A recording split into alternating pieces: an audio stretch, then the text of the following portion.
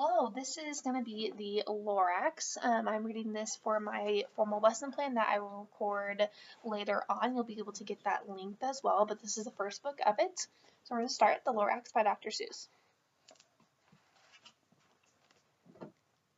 At the far end of town, where the crickle grass grows and the wind smells slow and sour when it blows, and no birds ever sing excepting the crows, is the street of the lifted Lorax. And in the deep crickle grass, some people say, if you look deep enough, you can still see today where the Lorax once stood, just as long as it could, before somebody lifted the Lorax away. What was the Lorax, and why was it there, and why was it lifted and taken somewhere? From the far end of town where the crickle grass grows, the old Onceler lives here. Ask him, he knows.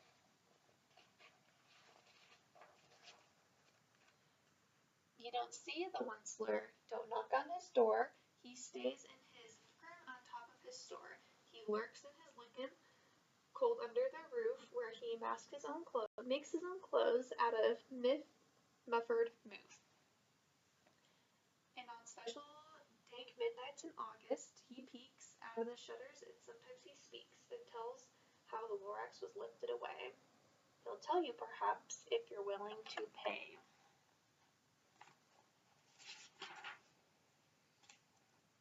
On the end of the rope, he lets down a tin pail, and you have to toss in 15 cents and a nail in the shell of a great-great-grandfather's snail.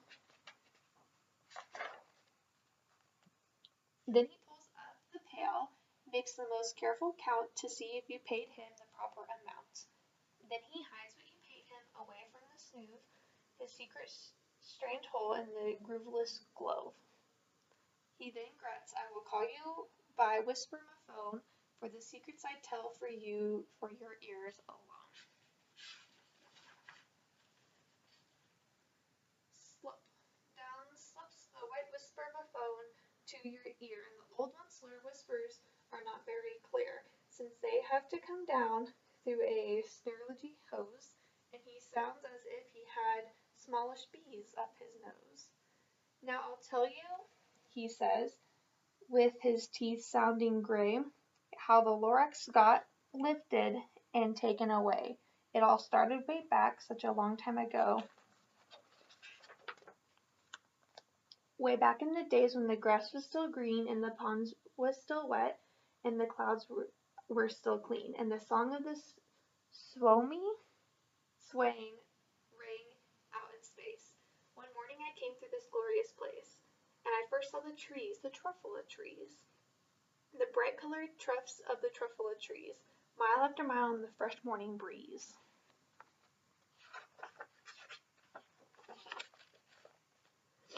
And under the trees I saw brown barraloots frisking about in their barraloot suits, as they played in the shade and ate truffula fruits.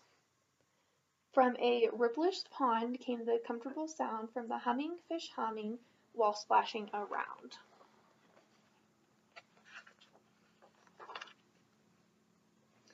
But those trees, those truffula trees.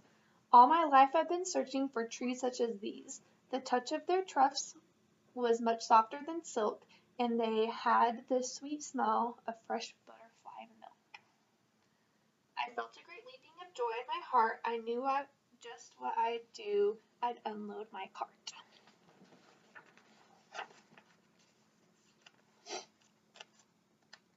In no time at all, I had built a small shop. Then I chopped down a truffula tree with one chop. And with great skillful skill and with great speedy speed, I took the soft tuft and I knitted a thread.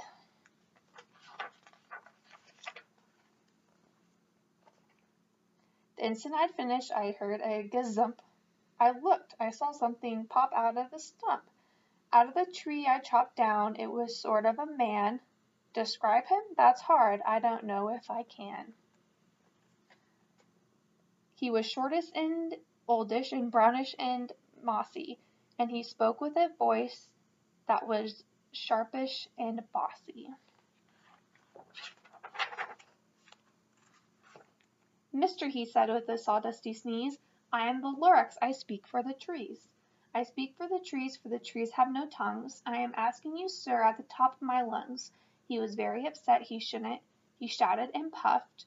What's that thing you've made out of my truffle-a-truffs? Look, Lorax, I said, there's no cause for alarm. I chopped just one tree. I am doing no harm. I am being quite useful. The thing is a thneed. A thneed, a fine something that all people need. It's a shirt, it's a sock, it's a glove, it's a hat. But it has other uses, yes, far beyond that. You can use it for carpets, for pillows, for sheets, or curtains, or covers, or for bicycle seats. The Lorax said, Sir, you are crazy with greed. There is no one on earth who would buy that fool thneed.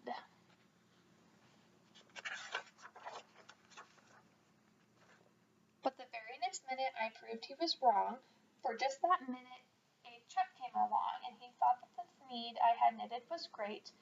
He happily bought it for $3.98.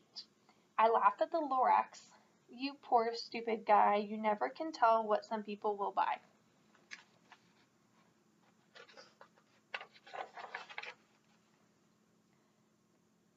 I repeat, cried the Lorax, I speak for the trees. I'm busy, I told him, shut up if you please. I rushed across the room in no time at all, built a radio phone, I put in a quick call. I called my brothers and my uncles and aunts, and I said, listen here, here's a wonderful chance for the whole Wensler family to get mighty rich, get over here fast, take their road to North Nitch, turn left at the walk-ins, sharp right at the South Snitch, and in no time at all, in the factory I built, the whole Wensler family was working full tilt. We were all knitting thneeds, just as busy as bees, the sound of the chopping of truffle-a-trees. Then, oh baby, oh, how my business did grow. Now, chopping one tree at a time was too slow. So I quickly invented my super axe hacker, which whacked off 4 truffle trees at one smacker. We were making thneeds 4 times as fast as before, and that Lorax, he didn't show up anymore.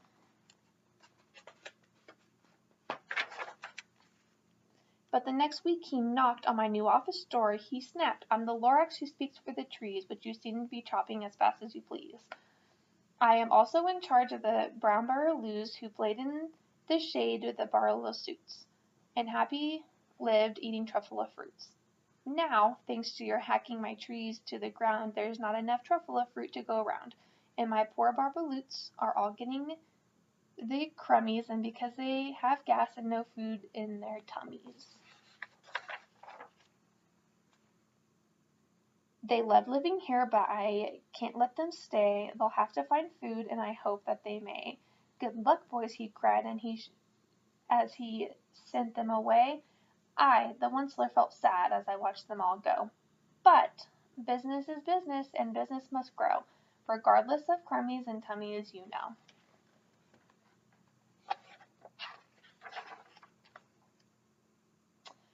I meant no harm, I most truly did not, but I had to grow bigger, so bigger I got.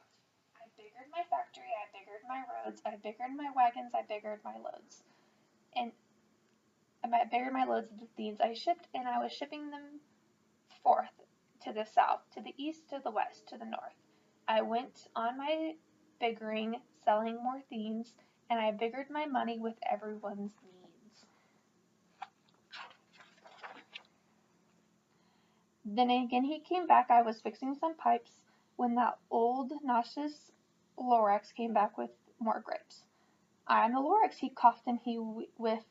He sneezed and he snuffed. He snarled, he sniffed. Wensler, he cried with a crockless croak. Wensler, you're making such a smoggish smoke. My poor swummy swans, why they can't sing a note.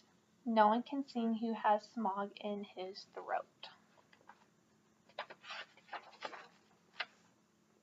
And so, said the Lorax, please pardon my cough. They cannot live here, so I'm sending them off. Where will they go? I don't fully know. They may have to fly for a month or a year to escape from the smog you've smogged around here.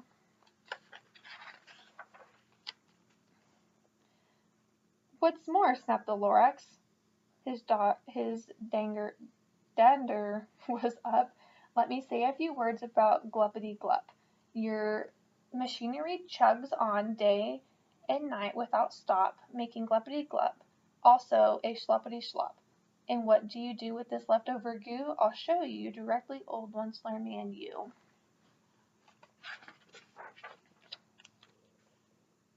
You're glupping the pond where the humming fish hummed.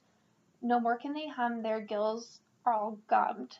Now sending them off, oh, their future is dreary. They'll walk on their fans to get woefully weary, in search of some water that is not so smeary. And then I got mad. I got terribly mad. I yelled at the Lorax, now listen here, Dad. All you do is yap yap and say, bad, bad, bad, bad. Well, I have my rights, sir, and I'm telling you, I listen to you go on doing just what I do. And for your information, you Lorax, I'm figuring and biggering and biggering and biggering and biggering. And more cheerful trees into the needs which everyone needs. And at the very moment we heard a loud whack, from outside in the fields came a sickening smack of an axe in the tree, then we heard the tree fall, the very last truffle tree of them all.